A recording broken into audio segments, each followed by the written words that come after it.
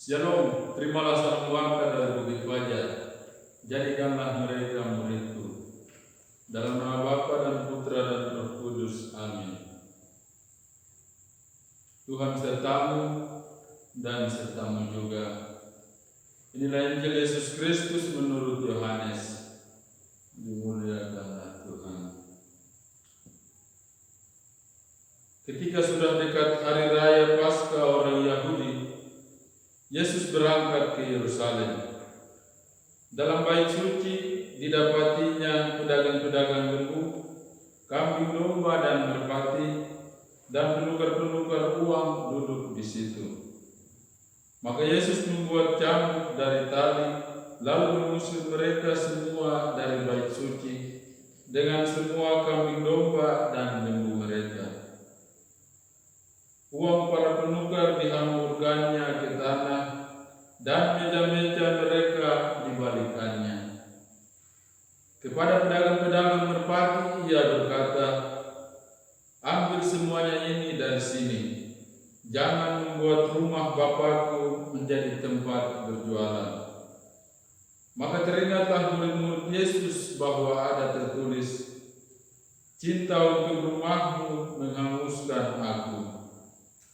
Tetapi orang-orang Yahudi menantang Yesus, katanya, "Tanda apakah dapat engkau tunjukkan kepada kami bahwa engkau berhak bertindak demikian?"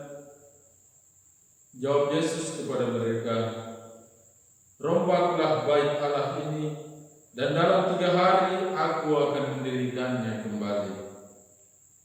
Lalu kata orang Yahudi kepadanya, 46 tahun orang mendirikan bait Allah ini, dan engkau dapat membangunnya dalam 3 hari.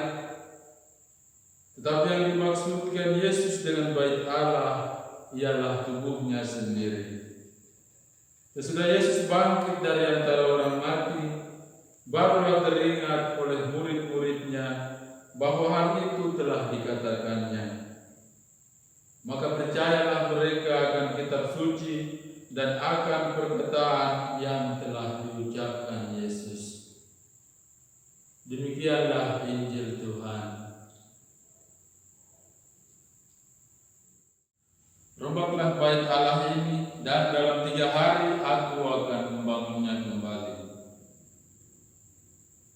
Hari ini kita merayakan pesta pemberkatan gereja Basilik Lateran.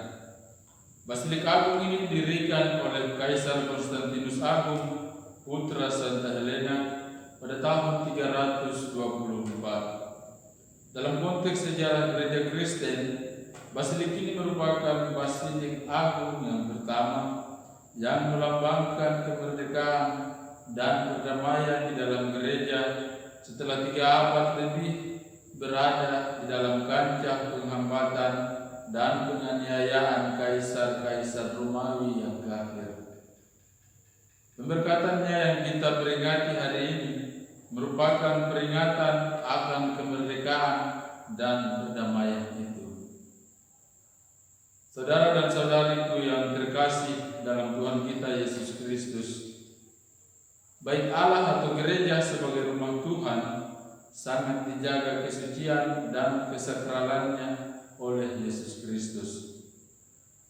Ia tidak segan-segan mengusir siapa saja yang tidak memperlakukan bait suci sebagaimana namanya. Kesakralan bait suci atau gereja ini tidak lagi dijaga oleh manusia dewasa ini. Gereja dilebih-lebihkan sebagai bangunan fisik belaka. Karenanya gereja sebagai bangunan fisik yang sebenarnya sakral dicampur adukan dengan tempat-tempat yang ada dalam dunia profan.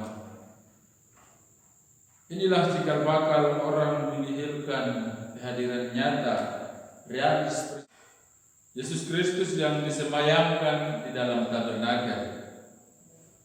Sangat mengagumkan bahwa pernyataan Yesus, "Rombaklah bait Allah ini, dan dalam 3 hari aku akan membangunnya kembali," muncul dari pertanyaan dan permintaan mereka tentang tanda apa yang dapat dibuat Yesus.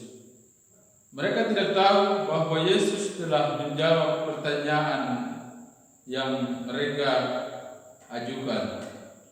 Mereka mengartikannya lurus-lurus. Mereka mengartikannya secara positif. Mereka menegasikan pertanyaannya sendiri perihal tanda yang mereka tanya tadi. Itulah sebabnya bahasa teologi mesti dilihat dalam kacamata iman. Bahasa teologi lebih bersifat analog dalam terang iman daripada univok dan equivok. Masing-masing bahasa mempunyai wilayahnya sendiri. Bahasa teologi berbeda dengan bahasa filsafat, bahasa ilmu positif dan lain sebagainya. Kita mesti bijaksana dalam menempatkan diri pada wilayah di mana kita berada. Oleh sebab itu, saudara dan saudariku yang Tuhan Yesus kasihi, marilah kita menjaga benda-benda dan tempat-tempat sakral yang telah diberkati, karena tidak percumalah tempat-tempat itu diberkati. Marilah kita menjaga kekudusan bait Allah, gereja yang telah diberkati sebagai rumah Tuhan, agar kita beroleh kasih di hadapan Allah. Pergilah kamu diutus dalam nama Bapa dan Putra dan Roh